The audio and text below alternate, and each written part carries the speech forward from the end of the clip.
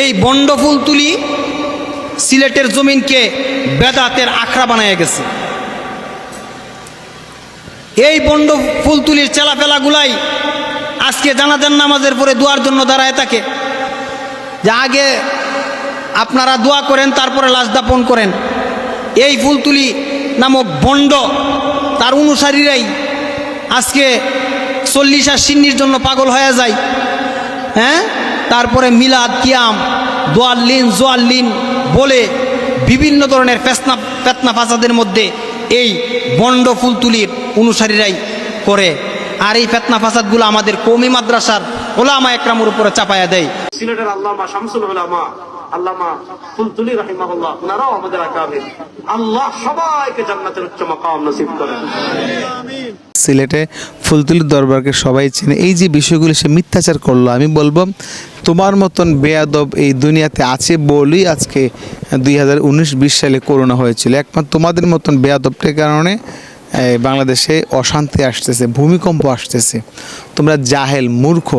প্রিয় দর্শক, আপনারা জানেন যে সাহেব কিবলা ফুলতুলি রাহিমাহুল্লাহ সিলেটের জমিনে জকিগঞ্জে উনি খাস আল্লাহর ওলি, আমরা জানি তিনি আমলিবান মানুষ ছিলেন।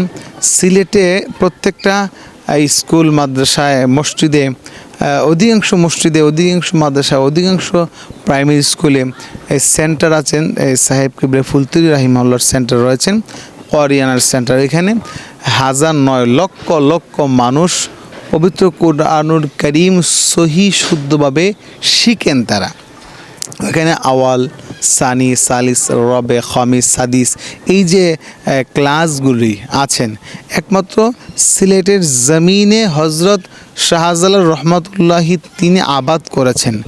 আর কুরআনুল কারীম সঠিক সহি শুদ্ধভাবে পড়ার জন্য যিনি ক্লান্ত পরিশ্রম করে যিনি চেষ্টা করেছেন তিনি হচ্ছেন আল্লামা সাহেব কিবলা ফুলতুলি রহমতুল্লাহি। তিনি শুয়ে আছেন ফুলতুলির জমিনে।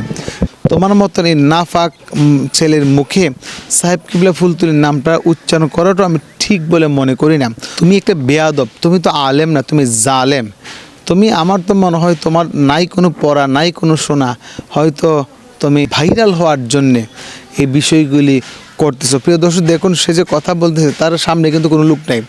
একটু খেয়াল করুন, সে যে কথা বলেন সে একা একাই মসজিদের ভিতরে, মেহরাবের ভিতরে সেই বক্তব্য দিয়েছেন। আপনার ভিডিওটি ভালো করে দেখুন, দেখলে তার বক্তব্য শুনলেই বুঝতে পারবেন তার সামনে কোনো মানুষ নাই, সে একা একা।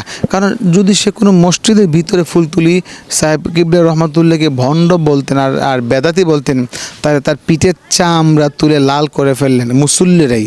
কারণ বাংলাদেশে সিলেটে ফুলতুলির দরবার তিনি কোনো অতিরঞ্জিত দরবার না, সেটা পরিপূর্ণ কোরআন এবং সুন্নাহর উপরে অটল ছিল, আছে, কিয়ামত পর্যন্ত থাকবে। বিশেষ করে জোনফুলের সিলসিলা, ফুরফুরার সিলসিলা, সারসিনা, সোনাকান্দা, ফুলতুলি এই যে দরবারগুলি, এগুলি হক দরবার। এগুলি ওই দরবারগুলিতে কোনো সেজদা নাই, মাজার পূজা নাই, গান নাই, ডুল নাই, তবলা নাই, একতারা নাই, দুতারা নাই, সেতারা নাই। নারী পুরুষ একত্রিতভাবে থাকতে পারে না। পর্দা, ওইখানে পর্দা আছে, সেজদা হারাম।